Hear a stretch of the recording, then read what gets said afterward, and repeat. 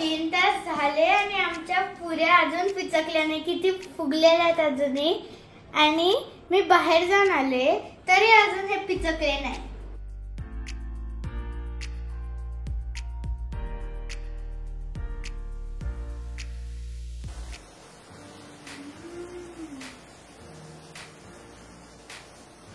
अगं आजी, मी तर बॅडमिंटन खेळायला जातच होते, पण मला आठवलं तू बासुंदी करते ना, मग बासुंदी सोबत पोळी नको, पुरी कर. मला कळलं तुला काय पाहिजे ते. पुरी कर.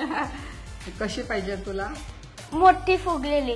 पण आजी, आपण जेव्हा पुरी लाटतो तर ती कागदासारखी बारीक असते आणि जेव्हा आपण त्याला तळतो तेव्हा बलून सारखी मोठी फुगते. कसं? मी तुला ते शिकवते कशी फुगवायची ते पुरी. नमस्कार, मी मृण्मयी. नमस्ते, मी कल्पना. आमच्या या आजी नातीच्या चॅनल मध्ये तुम्हा सर्वांचं मनापासून स्वागत आणि शुभेच्छा.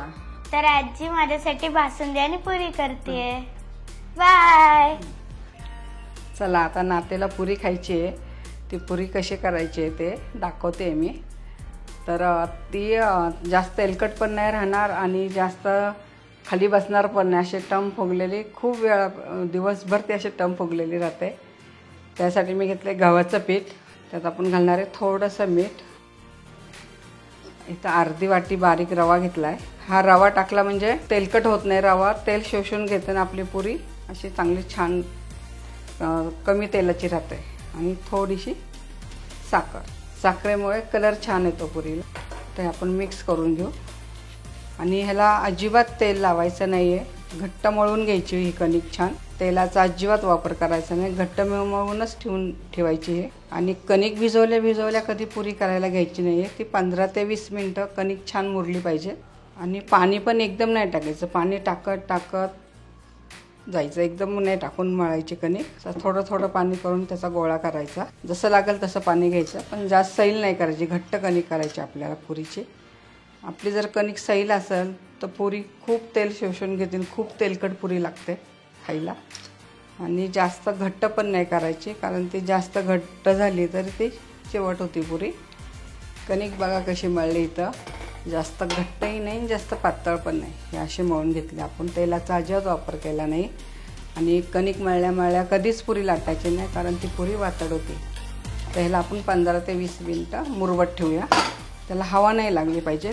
छान असं झाकून ठेवा.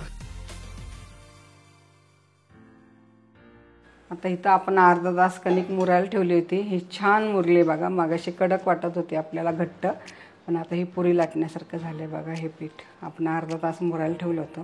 तेलाचा अजिबात वापर केलेला नाही ह्याच्यात. आपण आता पुऱ्या लाटून घेऊ. आणि पुऱ्याचं पीठ तुम्ही जितकं मळाल ना तितकी पुरी छान होते. असं मळून घ्यायचं पीठ. कोणत्या पद्धतीने कोण एक पोळी लाटतं मग नंतर ते पाडतात. तर मला त्या अशा गोळ्या करूनच आवडतात. एकसारख्या अशा गोळ्या करून घेते. तुम्ही अख्खी पोळी लाटली नंतर ते एक डब्याच्या झाकणाने पाडलं तरी त्या पण छान होतात. ह्या पण छान होतात. चला, आता ह्याला काही न लावता सुद्धा हे चिटकणार नाही. आता आपण ह्याला लाटून घेऊ. आता इथं मला काहीच लागत नाही आहे घट्ट पीठ मळल्यामुळं. तुम्हाला जर वाटलं तर तेलाचा हात लावा. पिठाचा हात लावू नका, कारण ते तेल पिठामुळं खूप करपतं आणि पुरी तेलकट होते. बघा अजिबात चिटकतंय का? मी काहीच वापर केला नाही. पिठाचा पण नाही, तेलाचा पण नाही. एकसारखी पुरी होती.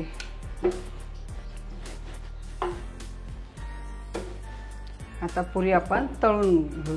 पुरी तळताना आपण जसं लाटलंय तशीच ती खालची बाजू खाली आणि वरची बाजू वर आली पाहिजे. तर पुरी आपली छान फुलते. आता मी असं उचलले तर खालची बाजू खालीच टाकते आणि वरची बाजू वर. थोडासा दाब द्यायचा आहे. आपली इथं पुरी छान झाली बघा. टम्म फुगली. आणि दोनदाच भाजायची. सारखं हे करायचं नाही. इकडं आणि या बाजूला एकदा ही बाजू एकदा ही बाजू. बघा कशी झाली आहे पुरी. टम्म फुगल्या ते.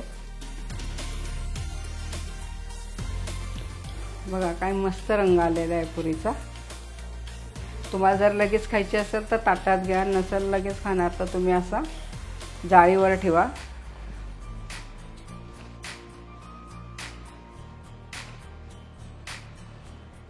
आपण याच्या पद्धतीने सगळ्या पुऱ्या तळून घेऊ. काय मस्त दिसतात ते पुऱ्या. एकसारख्या झाल्या ते. एकूण एक आपली पुरी फुगती आहे. आता ही पुरी काढून घेऊ आपण. 3 तास झाले आणि आमच्या पुऱ्या अजून पिचकल्या नाही. किती फुगलेल्या आहेत अजूनही. आणि मी बाहेर जाऊन आले तरी अजून हे पिचकले नाही. काय मस्त रंग येतोय पुऱ्यांचा, एकसारख्या फुगल्यात सगळ्या.